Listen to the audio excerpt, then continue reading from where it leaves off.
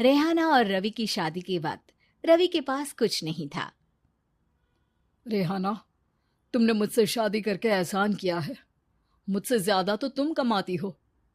अरे तो क्या हुआ, एक दिन आएगा रवि कि तुम खूब पैसा कमाओगे। मुझे तुम पर पूरा विश्वास है। रवि और रेहाना खुद को स्टैंड करने के लिए पूरी मेहनत करते। रेहाना, मैं नौकरी नहीं करना चाहता हूँ। तो कोई बात नहीं, मैं नौकरी करके घर चलाती हूँ, तुम बिजनेस सेट करने की कोशिश करो। एक दिन रेहाना, तुम जानती हो, मैंने जो विज्ञापन बनाने वाली कंपनी खोली थी ना, उसे बड़ी ब्रांड का ऑफर आया है। अब हम लोगों के दिन ब्यारे न्यारे हो गए हैं। मैं जानती थी रवि कि एक दिन तुम सेटल हो जाओगे। रवि का काम अच्छा चल जाता है।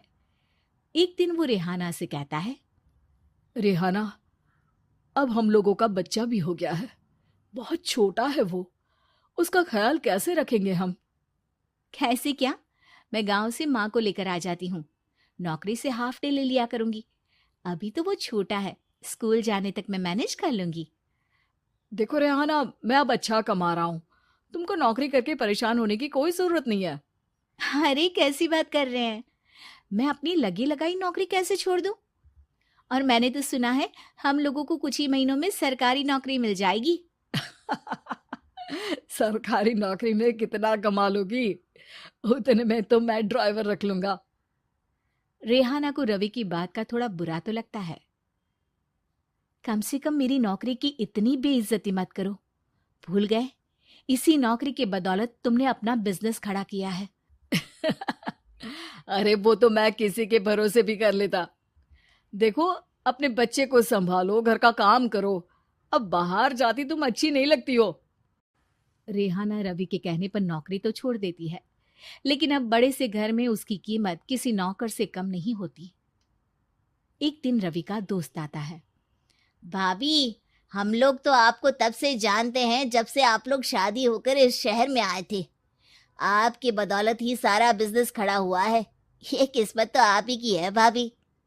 हाँ हाँ भाई, हमारी मेहनत तो कुछ है ही नहीं।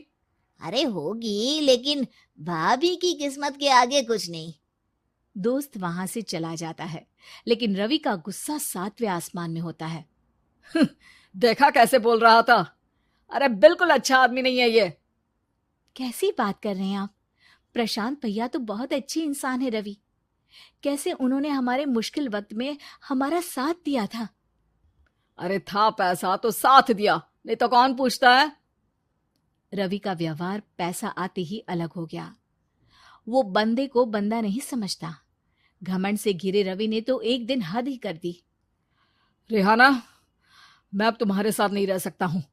क्या क्या बकवास कर रहे हो रवि? क्या कहना चाहते हो? और क्यों नहीं रह सकते तुम मेरे साथ?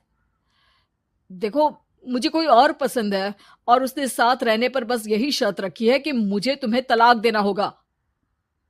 रेहाना, जो कि एक स्वावलंबी महिला थी, उसने बिना देर किए रवि को कह दिया, कोई इश्यू नहीं, मुझे पैकिंग में 4 दिन का वक्त लगेगा, लेकिन तब तक मैं तुम्हारे साथ नहीं रहूंगी।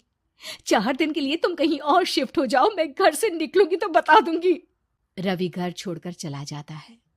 रेहाना को दुख होता है, वो रोती है, लेकिन व्यवहार से स्ट्रांग रेहाना को पति के वापस आने का और उसे सबक सिखाने का पूरा भरोसा था।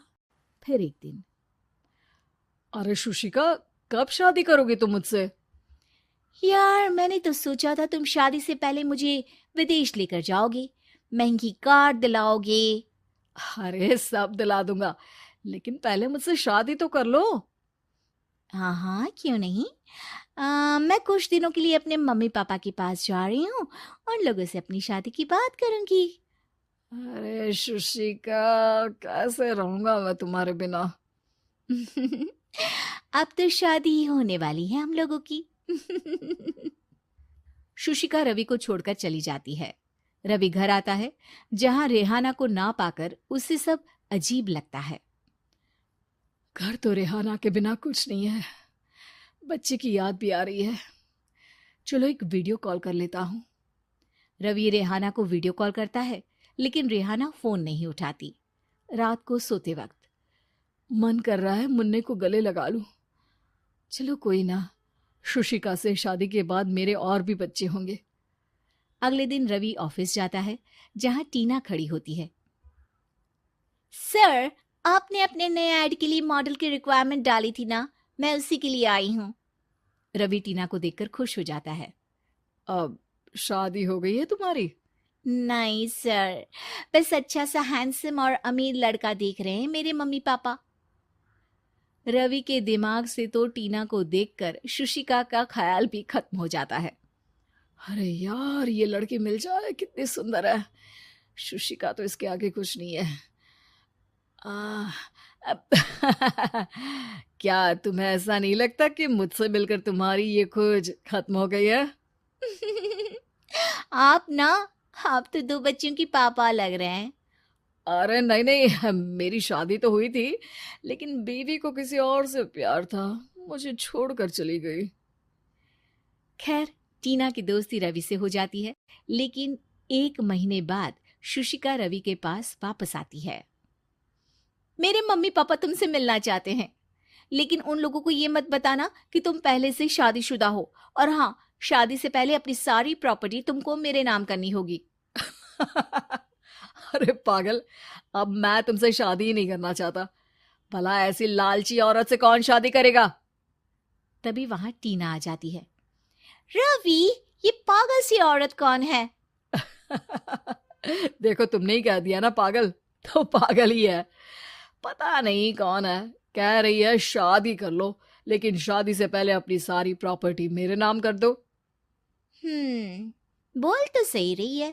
वैसे तुम जानती हो, मेरी एक सहेली है, उसके पति ने उसे पैसा आते ही छोड़ दिया, जबकि उसको खड़ा करने वाली ही मेरी सहेली थी। और मुझे भी भरोसा नहीं है। अगर मैं भी तुमसे शादी करूंगी तो तभी, जब तुम मेरे नाम अपनी सारी प्रॉपर्टी कर दोगे। अरे हाँ हाँ, क्यों नहीं, बिल्कुल कर दूंगा। रवि और टीना की शादी की तारीख तय हो जाती है। वो अपनी सारी प्रॉपर्टी के कागज लेकर शादी वाली जगह पर पहुंचता है, लेकिन वहां टीना आती नहीं। रवि टीना को मैसेज करता है। कहाँ हो? सॉरी, मैं तुमसे शादी नहीं कर सकती, मुझे तुमसे भी ज्यादा पैसे वाला मिल गया। रवि को गुस्सा आ जाता है। वो गुस्से से सारा डेकोरेशन तोड़ रहा होता है कि वहां रेहाना आ जाती है। सर, क्या हो गया?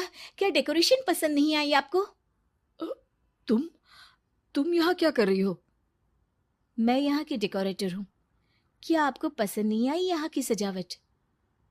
रवि दौड़कर रेहाना के गले लग जाता है। मुझे माफ कर दो रेहाना।